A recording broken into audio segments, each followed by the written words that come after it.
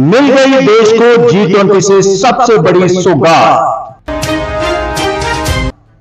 आ गया है भारत के सबसे खास मेहमान का तोहफा। भारत हो जाएगा अब मालामाल। G20 से जाते ही जापान से कर लिया भारत को सर्वशक्तिमान बनाने का फैसला। कर दिया भारत की सोच से भी बड़ा काम, भारत की गोद में डाल दिए 26 लाख करोड़।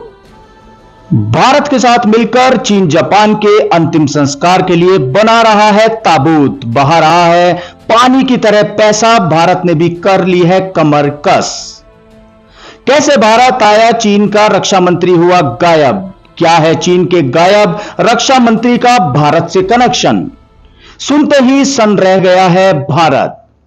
भारत से जापान का कनेक्शन मिलते ही चीन की हवा उड़ गई, अब लेगा बड़ा फैसला।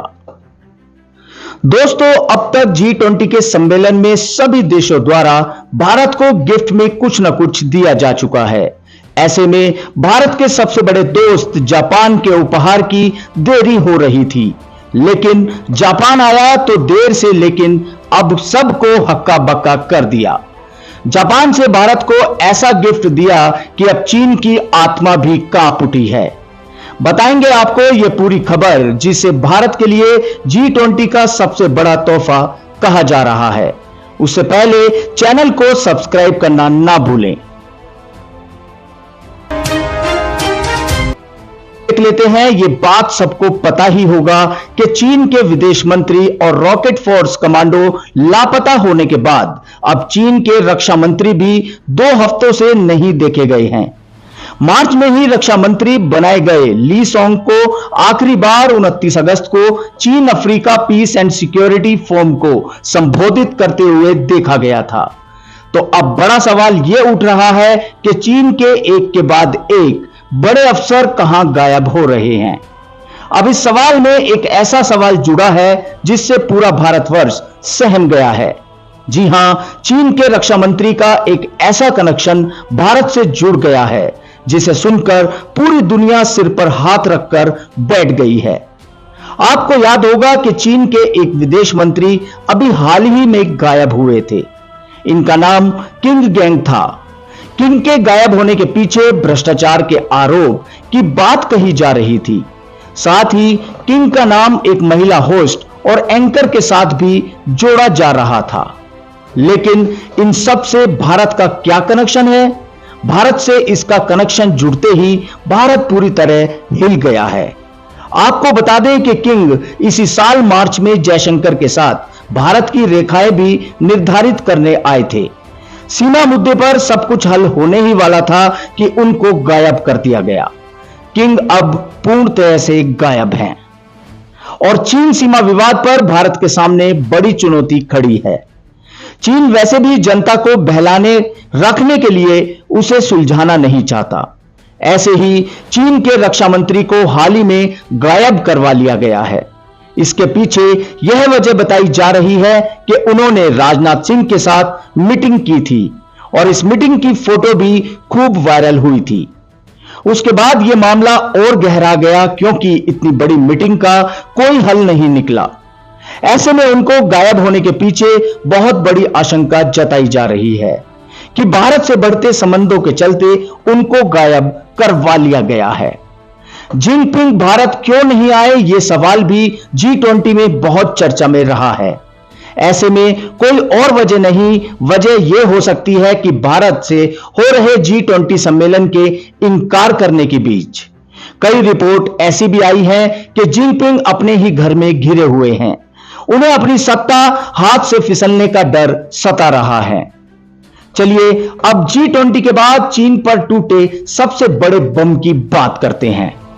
बड़े मियां तो बड़े मियां, छोटे मियां सुभान अल्लाह। वैसे तो जापान है एक छोटा पैकेट, लेकिन परमाणु जैसे बम का धमाका करता है। इस बार भारत को जापान के धमाके से चीन में तहलका मचा दिया है। G20 के खत्म हो जाने के बाद भी भारत को तोहफों की बरसात जारी है। ऐसे में G20 से लौटने के बाद ही जापान ने तोहफा नहीं, तोहफों की सारी दुकान ही पकड़ा दी है। जी हां, आपने सही सुना है। भारत और जापान की बढ़ती दोस्ती से घबरा रहा चीन अब जापान सरकार के नए कदम से बौखला गया है। जापान ने पहली बार चीन पर 1895 में आक्रमण किया था और उसके बाद हिस्से में तबाही मचा दी थी। उसने उसके बाद 1937 में दूसरा हमला किया। उस पर भी जापान ने चीन के उसके घर में घुसकर इतनी बेरहमी से पीटा था कि आज तक चीन उसे नहीं भूल पाया है। इस मौके का फायदा उठाकर जापान ने दो तरफा से लड़ेगा कि भारत और चीन के युद्ध में हम अपना हिस्सा वापस ले लेंगे। वैसे तो इस बार भारत तिब्बत को भी आजाद करवाएगा।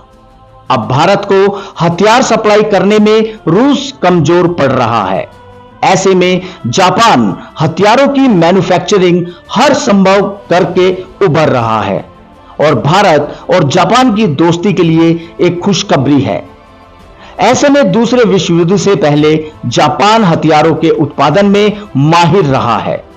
वैसे तो जापान इलेक्ट्रॉनिक, फाइबर, साइबर आदि चीजों का उत्पादन करता है, लेकिन जापान अब बड़े पैमाने पर नई टेक्निक के हथियार भी बना रहा है। थोड़े ही दिन पहले जापान ने अपनी नई रक्षा नीति का भी ऐलान कर दिया था।